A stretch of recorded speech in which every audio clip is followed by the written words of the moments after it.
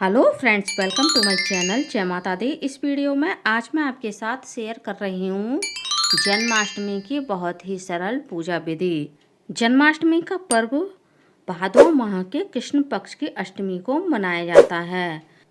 कुछ लोग जन्माष्टमी के दिन व्रत रखते हैं और रात के 12 बजे जब कृष्ण भगवान का जन्म हो जाता है तब उस व्रत को खोलते हैं। इस वीडियो में आपको कृष्ण जन्माष्टमी की सारी विधियां देखने के लिए मिलेंगी, तो आप लोग वीडियो में अंत तक बने रहिएगा। वीडियो को कहीं भी स्किप मत कीजिएगा। कृष्ण जन्माष्टमी के दिन कान्हा जी को सुबह के समय पंचामृत से स्नान कराना चाहिए। इस पंचामृत में मैंने दूध, दही, शहद, घी, शक्कर सभी चीज़ें मिला ली हैं। आप चाहे तो इन सभी चीज़ों से अलग अलग भी भगवान कृष्ण का स्नान करा सकते हैं। यदि आप सुबह के समय पंचामृत से स्नान नहीं करवा पा रहे हैं तो आप गंगा जल से या फिर दूध से भी भगवान कृष्ण का स्नान करा सकते हैं। पंचामृत से स्नान कराने के बाद मैंने भगवान को शक्कर से स्नान कराया है और उसके बाद इस तरह से हम पूरे कान्हा जी की बॉडी में मालिश कर देंगे, जिससे हमारे कान्हा जी के बॉडी में चमक आ जाएगी। अब हम गंगा जल से या फिर शुद्ध जल से कान्हा जी का स्नान करा देंगे। कान्हा जी का स्नान कराने के बाद जो ये पंचामृत है ये बन गया चरणामृत। इस चरणामृत को आप अपने पूरे परिवार के साथ प्रसाद में ग्रहण करेंगे। अब हम कान्हा जी के लिए एक चौकी सुंदर सा आसन लगा लेंगे। वैसे आप चाहें तो ये पूजा अपने घर के मंदिर में भी कर सकते हैं, लेकिन यदि हम कृष्ण जन्माष्टमी के दिन अलग से चौकी लगाकर कान्हा जी का जन्मोत्सव मनाते हैं तो एक बहुत ही अच्छी फीलिंग आती है। तो मैंने भगवान जी के लिए चौकी लगा ली है, जिस पर हमने पीला आसन भगवान को दिया है कपड़े का। अब हम फूलों का आसन दे करके भगवान कृष्ण को यहाँ पर विराजित कर देंगे। आप चाहें तो जिस जगह कान्हा जी का जन्मदिन मना रहे हैं उस जगह को बहुत अच्छे तरीके से डेकोरेट कर सकते हैं। अब हम थोड़े से चावल का आसन दे करके दीपक को विराजित कर देंगे। मैंने यहाँ पर अखंड दीपक जलाया है। आप सिंपल आरती वाला दीपक भी भगवान के सामने जला सकते हैं।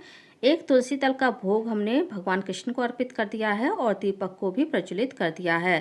साथ ही हमने कान्हा जी के पास झूला भी विराजित कर दिया है। जब जन्म होगा तब हम भगवान कृष्ण को झूला झुलाएंगे।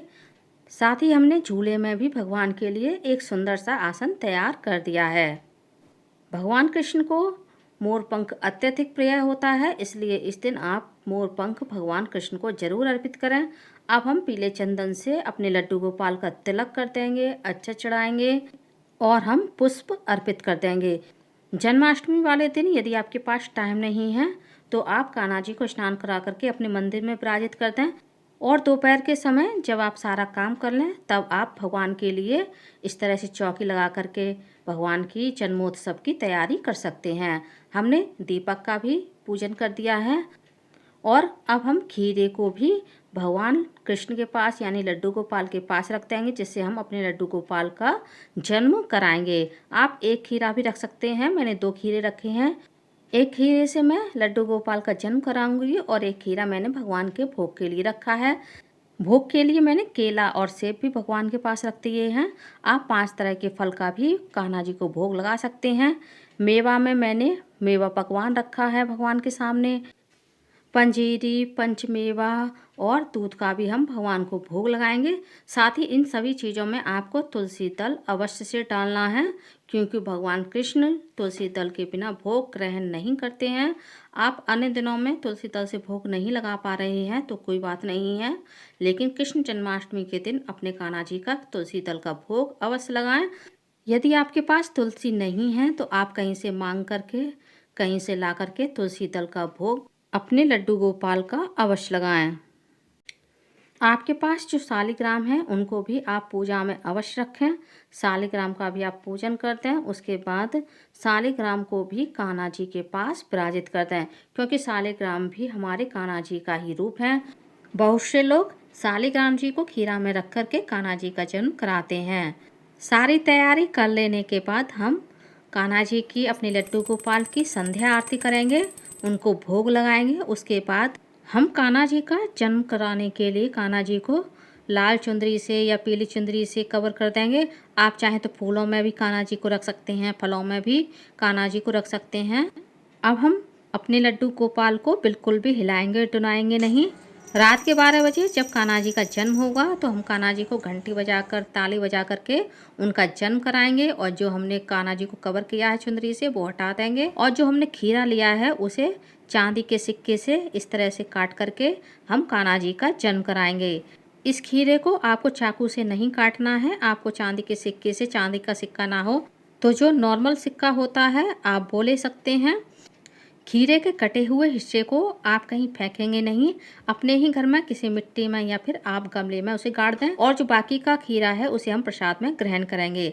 अब हम अपने कान्हा जी का पंचामृत अभिषेक कराएंगे। उसके लिए हम कान्हा जी के सभी वस्त्र आभूषण उतार देंगे और पंचामृत से हम कान्हा जी का अभिषेक कराएंगे।